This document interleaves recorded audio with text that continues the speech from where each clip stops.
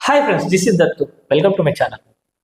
ఏ దేశంలో అయినా మరి పేద, మధ్యతరగతి, ధనవంతులు అని చెప్పి మూడు వర్గాలు ఉంటాయి.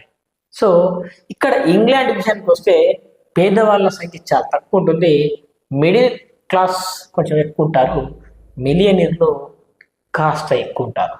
సో ఇక్కడ విషయానికి వచ్చినట్టే ప్రపంచంలోని రవి అస్తమించే సామ్రాజ్యంగా మరి వెలుగొందినటువంటి బ్రిటన్ మరి ఇప్పుడెందుకు ఇలాంటి పరిస్థితులని, ఇలాంటి సంక్షోభాలని, ఇలాంటి రాజకీయ అస్థిరత్వతని మరి ఎందుకు ఎదుర్కొంటుంది అనేది పెద్ద సమస్యగా మారిపోయింది. సో దీనికి గల కారణాలు చూస్తే నెంబర్ 1 రాజకీయ సంక్షోభం. ముఖ్యంగా ఇంగ్లాండ్లో రాజకీయంగా ధనవంతులకు సేఫ్టీ లేదు. ఎందుకంటే ధనవంతులకు జనరల్ బిజినెస్ చేయడానికి ఎలాంటి ట్యాక్స్ లేకుండా, లేదంటే free trade policy, free business పాలసీలు ఇలాంటివి ఉండాలి. సో మనం వ్యాపారం చేసుకోవడానికి మరి ప్రభుత్వం నుంచి ఎప్పుడైతే మరి బిజినెస్ మ్యాన్లకు ఈ సహకారం అనేది ఉంటుందో అప్పుడే ఆ దేశంలో బిజినెస్ చేయగలుగుతారు. కానీ ఇక్కడ హై ఇంపాక్ట్ ఉంటుంది అనమాట. సో ఏంటంటే అధిక పన్నుల భారంతో ధనవంతులు విసిగిపోయి సో ఇక ఈ దేశాన్ని వదిలి వెళ్ళిపోదామనే పరిస్థితికి వచ్చింది. సో రాజకీయంగా మరి అస్థిరత్వం ఉంది. అలాగే బ్రెగ్జిట్ నుండి మరి బ్రిటన్ వెళ్ళిపోవడం కూడా ఒక సమస్యగా మారిపోయింది. ఇంకోటి కారణం ఏంటంటే కాస్ట్ ఆఫ్ లివింగ్.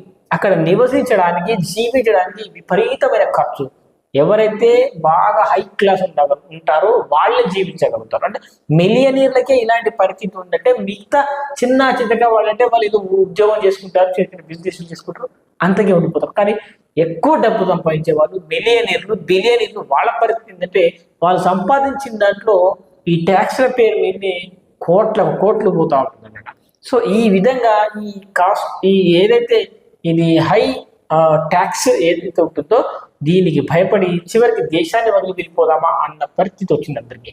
సో ఈ కారణాల వల్ల ఒకెత్తైతే మరో అతిపెద్ద కారణం ఇంకోటి ఏంటంటే రష్యా ఉక్రెయిన్ వార్. మీరు విన్నది కరెక్టే.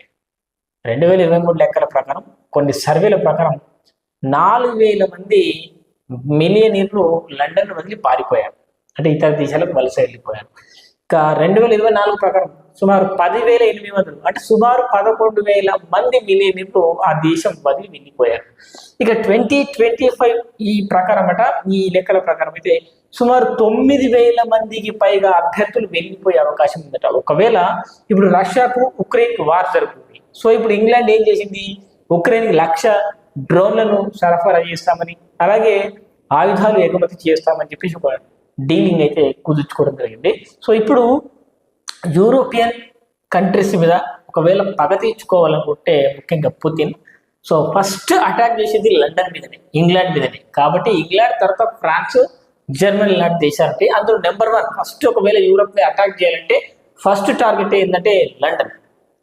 కాబట్టి ఎట్టి పరిస్థితుల్లో అక్కడ ఉన్నటువంటి ప్రజలకు సేఫ్టీ లేదు. మీరు చూస్తూనే ఉన్నారు రష్యా ఉక్రెయిన్ వారిలో. ఇక్కడ ఉక్రెయిన్లో కొన్ని లక్షల మంది ఆశ్రయం కోల్పోయారు, కొన్ని వేల మంది మరణించారు. కొన్ని లక్షల మందికి ఉన్న అడ్రస్, అంటే ఉన్న సొంత అడ్రస్ వదిలిపెట్టి ఎక్కడెక్కడో తలదాచుకొని అసలు ప్రాణాలు ఉంటే చాలు అనే పరిస్థితికి వచ్చింది. సో ఇలాంటి సిచ్యువేషన్లో మరి ముందుగా మరి ఒకవేళ రష్యా కనుక ఇంగ్లాండ్ మీద అటాక్ చేస్తే మరి మిలియనీర్లే కాదు సాధారణ పౌరులు సైతం ఇతర దేశాలకు వలస వెళ్ళిపోయే ప్రమాదం ఉంది. కాబట్టి మరి దీన్ని మీరు ఎలా చూస్తున్నారు, మీరు ఏమనుకుంటున్నారో సో మరి కామెంట్ ద్వారా తెలియజేయండి. మరి ఒకవేళ ఈ ఇంగ్లాండ్ వాసులు వెళ్ళిపోతే ఏ దేశాలకు వచ్చి వెళ్తారు? ముఖ్యంగా ఇప్పుడున్నటువంటి మిలియనీర్లు మాత్రం దుబాయ్, సింగపూర్ లాంటి దేశాలకు వెళ్ళిపోతున్నారు చాలా మంది. సో ఈ పరిణామం ఒకప్పుడు ప్రపంచాన్ని ఏలినటువంటి ఇంగ్లాండ్ ఇప్పుడు ఈ పరిస్థితి తీసుకొచ్చుకుంది. సో ఇప్పుడు ఇలాంటి పరిస్థితులకు కారణాలు ఏంటి? కామెంట్ ద్వారా తెలియజేయండి. Thank you friends, thanks for watching. Bye.